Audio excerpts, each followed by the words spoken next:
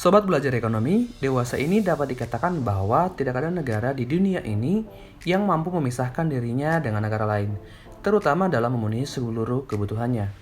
Suatu negara dapat saja memenuhi salah satu kebutuhannya, namun di lain pihak ada kebutuhan lain yang tidak dapat dipenuhi dari dalam negeri karena alasan-alasan tertentu, seperti keterbatasan dalam sumber daya alam, kekurangan modal, skill yang belum memadai, dan lain-lain. Kebutuhan demikian ini biasanya diperoleh dari negara lain melalui kegiatan perdagangan. Jadi, telah terbentuk saling ketergantungan antara negara-negara yang ada di dunia ini. Perdagangan internasional sebagai salah satu bagian dari analisa ekonomi pembangunan memegang peran penting dalam usaha peningkatan pendapatan per kapita. Tidak dapat dipungkiri bahwa semua negara telah melaksanakan perdagangan internasional tanpa terkecuali. Di video pembelajaran kali ini, kita akan kupas tuntas tentang konsep perdagangan internasional.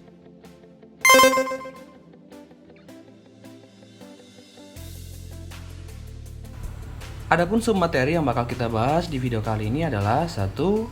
Pengertian perdagangan internasional, 2. Faktor-faktor pendorong, 3. Faktor penghambat, 4. Manfaat perdagangan internasional, 5. Jenis perdagangan internasional, 6. Kebijakan perdagangan internasional, dan yang ketujuh, alat pembayaran internasional. Perdagangan internasional adalah perdagangan yang dilakukan oleh penduduk suatu negara dengan penduduk negara lain atas dasar kesepakatan bersama. Penduduk yang dimaksud di sini dapat berupa antar perorangan atau individu dengan individu, antara individu dengan pemerintah suatu negara, atau pemerintah suatu negara dengan pemerintah negara lain. Di banyak negara nih teman-teman, perdagangan internasional merupakan salah satu faktor utama dalam meningkatkan GDP-nya. Meskipun perdagangan internasional telah terjadi selama ribuan tahun, dampaknya terhadap kepentingan ekonomi, sosial, politik baru dirasakan beberapa abad belakangan. Nah, perdagangan internasional pun turut mendorong industrialisasi, kemajuan transportasi, proses globalisasi, dan kehadiran perusahaan multinasional. Alasan mengapa sebuah negara melakukan perdagangan internasional dikarenakan beberapa faktor. Yang pertama, faktor alam atau potensi sumber daya alamnya. Artinya di sini ketika kita memiliki kekayaan sumber daya alam yang tidak dimiliki oleh negara lain, maka itu bisa memicu ekspor terhadap negara lain. Faktor yang kedua, untuk memenuhi kebutuhan barang dan jasa dalam negeri. Dikarenakan adanya keterbatasan suatu negara dalam memenuhi seluruh kebutuhannya, jadi dia harus mengimpor dari negara lain. Faktor yang ketiga, keinginan memperoleh keuntungan dan meningkatkan pendapatan negara. Jadi dari adanya kegiatan ekspor-impor, itu bisa meningkatkan pendapatan negara kita. Faktor yang keempat adalah adanya perbedaan kemampuan penguasaan iptek dalam mengolah sumber daya ekonomi. Ini dikaitkan dengan kualitas sumber daya manusianya. Faktor yang kelima, adanya kelebihan produk dalam negeri sehingga perlu pasar baru untuk menjual produk tersebut. Suatu negara tentu punya produk yang menjadi unggulan di negara tersebut yang tidak dapat diproduksi negara lain.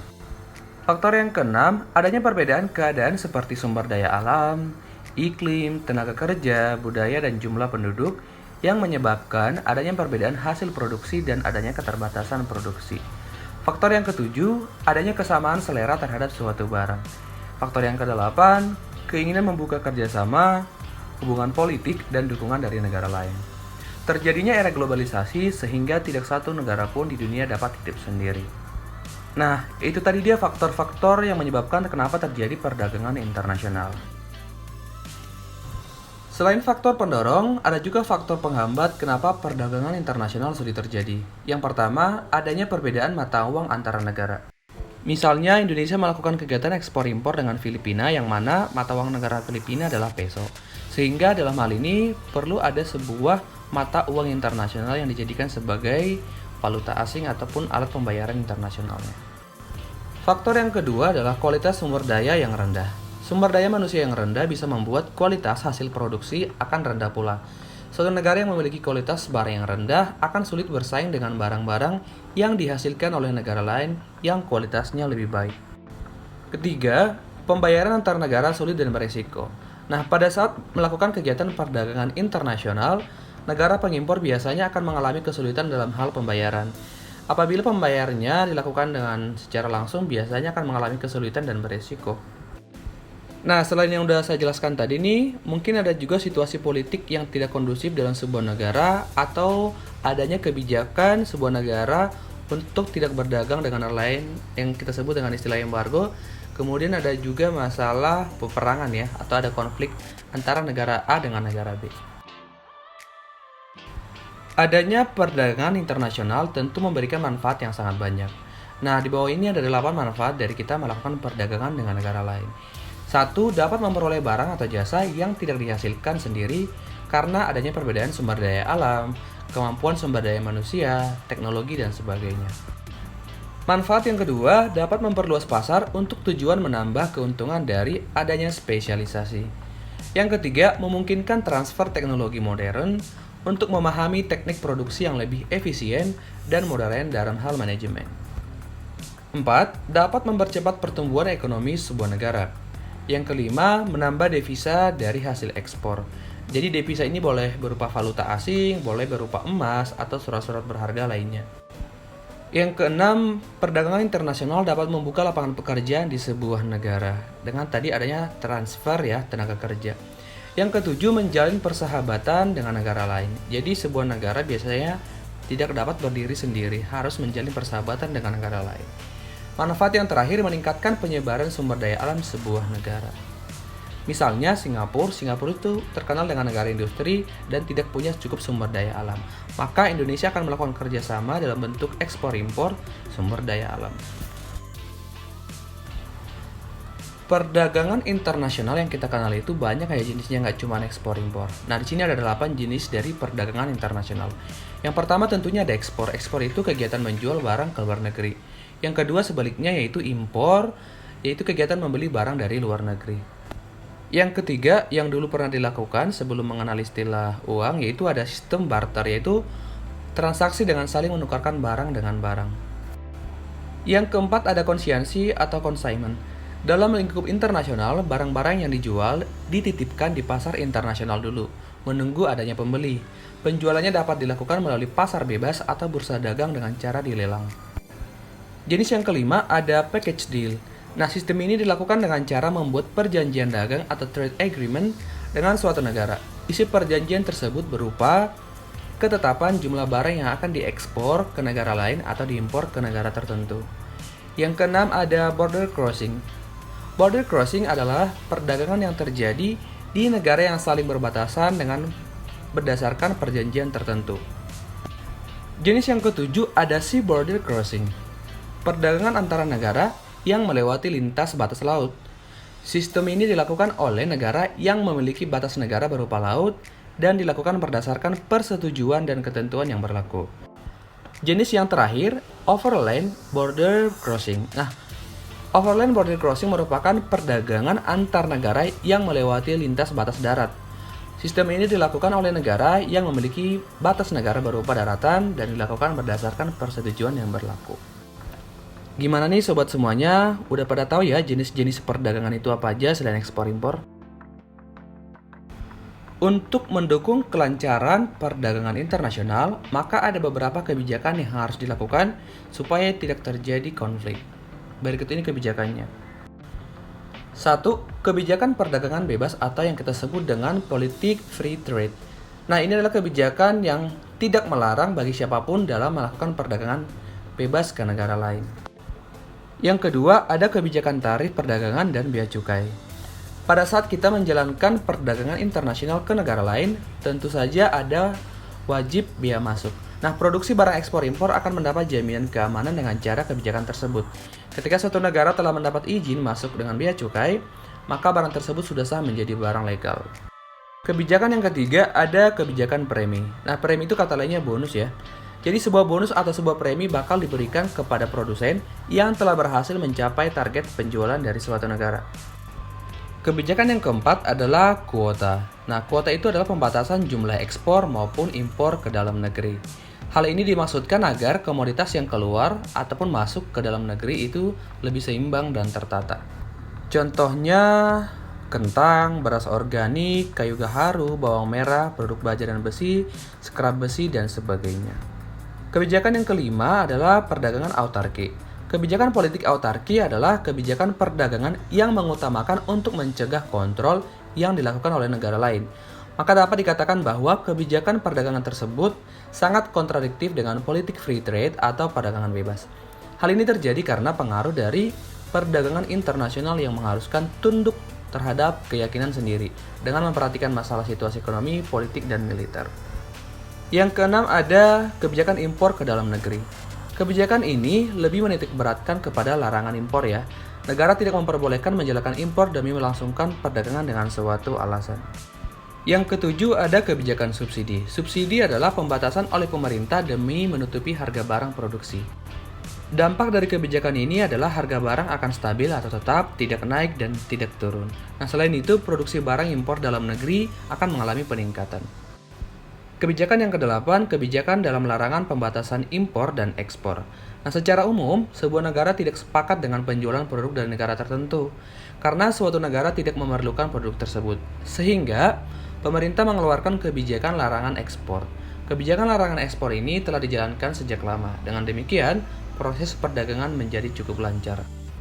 Yang kesembilan adalah kebijakan politik perlindungan.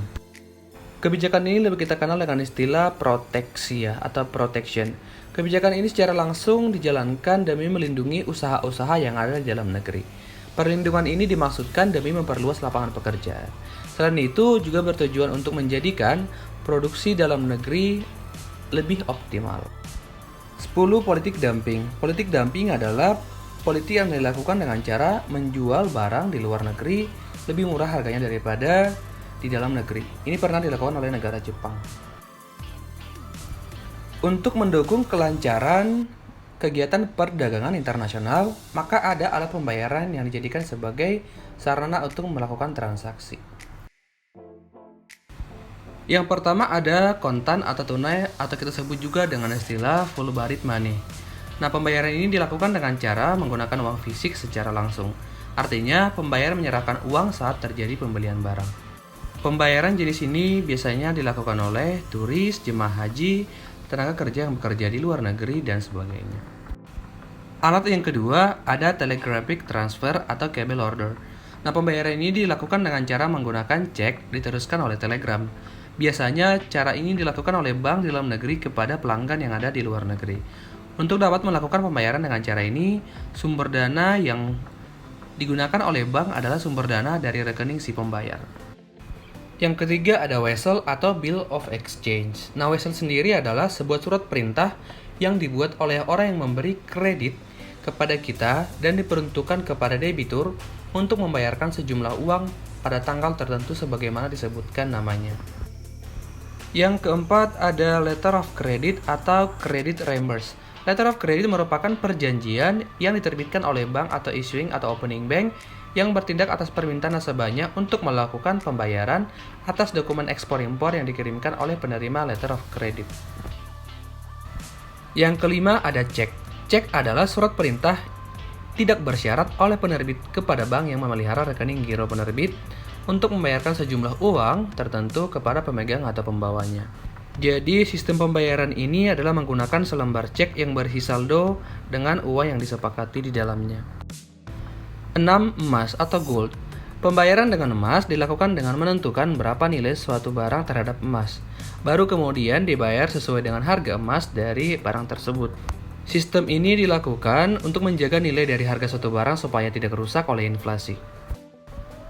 Yang berikutnya ada kompensasi pribadi. Cara ini dilakukan dengan memberikan kemudahan antara eksportir dengan importir dalam suatu negara.